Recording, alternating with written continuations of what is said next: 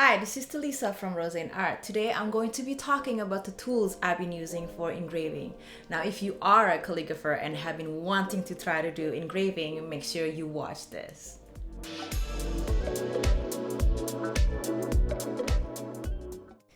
Okay, so the first thing that's the most important is the drill, which is actually a nail drill. Now, this is manufactured by RAM product. It's called the Mistisa 2 brushless motor. I love this one because it's very smooth, and I do have my logo printed there, which was done by the person that I bought this from. It comes with the handpiece and the handpiece rest.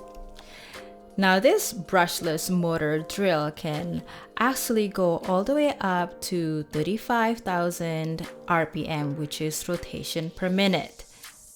And what I really like about this is that you can adjust the setting that you want depending on the surface that you're engraving, and you can also pause it like this. Now, it has a pretty long cord, which I guess I don't mind. Now, I'm going to show you how the diamond burr is attached to the handpiece. So there is a hole here. So when I basically put the diamond burr inside, and then you just locked it, and then it is ready to go. I'm going to also share with you other options that are cheaper down in the description below. Next is the burr. So I like using round diamond burrs because they are so much easier to do faux calligraphy for engraving. And I usually use 3 different sizes. Now, you want to make sure when you get the burrs is that it will fit the shank diameter of the handpiece. So this one is 2.35 millimeters. So it will fit with the burrs that I found on Amazon.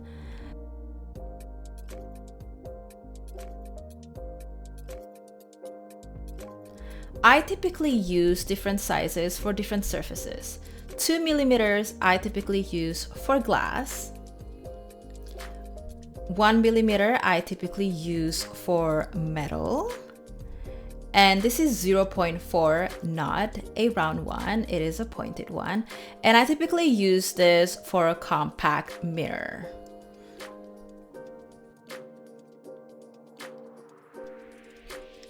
Now, I actually have 2 different drills.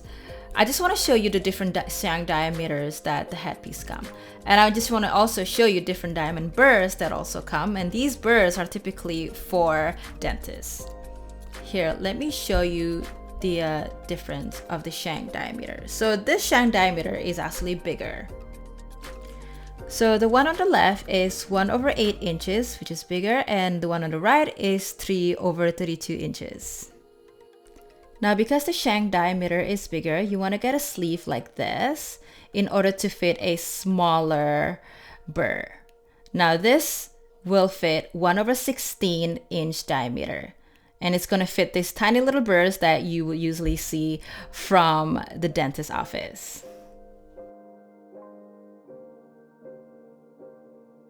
And I usually use this tiny little diamond burrs for smaller project like jewelry. Next is the Burlu. Now, this is amazing if you want your burr to last longer. I'm going to show you how to use it. So first you want to turn on your drill, and then you basically just drill in to the loop like so. And you want to do that maybe about every 10 to 15 seconds of you engraving. Next is just a small kabuki brush that I use to clean the dust off the surface. And for safety measure, you don't want to breathe in those dust particles, so you want to wear a mask. I use a reusable mask, and I like to add a filter just to be extra safe. And to protect my eyes, I wear goggles. Now, these are called sluggles, basically stand for stylist goggles. I like this one so much because it has anti-fog feature, which I'm going to show you. So I'm about to demonstrate how the anti-fog feature actually works. So I'm gonna wear these glasses behind my mask. And here I'm actually breathing really hard. And you can see that there is no fog at all.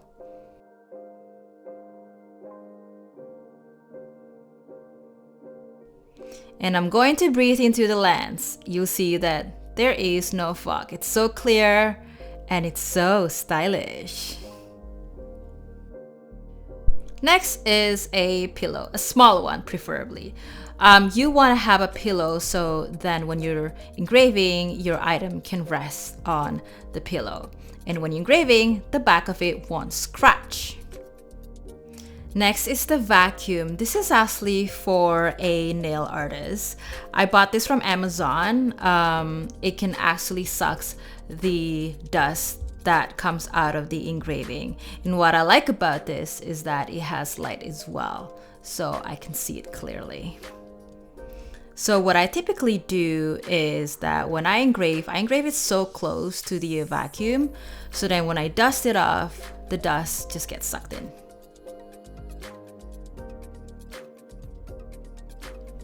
Next is for drafting. So I always draft before I engrave because I don't want to make any mistake. Depending on the surface, I use different ones. So for any glass, I use Aquarel Bell Stabilo All pencil in white, black, or red, depending on the color of the surface. Sometimes some surface is white, so you want to make sure that you can use black or red so you can see. Now for metallic surfaces, I like to use micron so it won't scratch the surface. Don't use Stabilo All pencil for metal because they might scratch. I also like to use Posca pen in extra fine bullet shape point because it dries really fast and guaranteed there will be no scratches on any of the surface when you're trying to draft.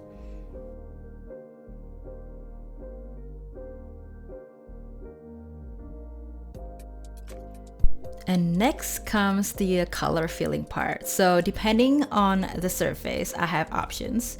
I would typically use rub and buff. They last for a long time, even just for a little bit of application. I apply it using cotton buds, where I would just apply it on the engraved area, and then I would erase the excess by using cotton pad. Now, if I come across a frosted glass, that I would use a permanent marker. So I use this Deco Color Extra Fine for gold and Liquid Chrome from Molotov in silver. But sometimes these markers are so thick and sometimes the engraving is a lot thinner. So if that's the case, I would actually use an acrylic ink. So to apply it, I would use an ink and a nib.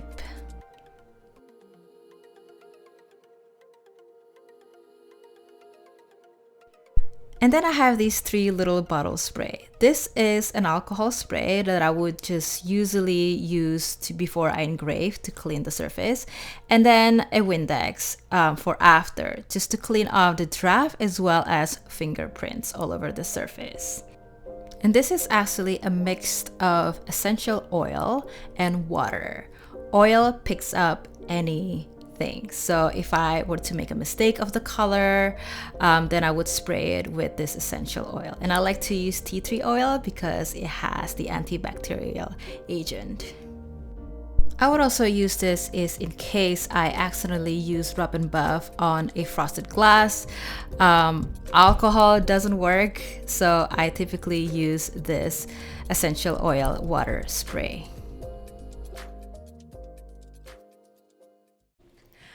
Thank you so much for watching. If you find it useful, make sure you comment down below and subscribe to my channel for more videos on calligraphy engraving. I'll see you in the next video.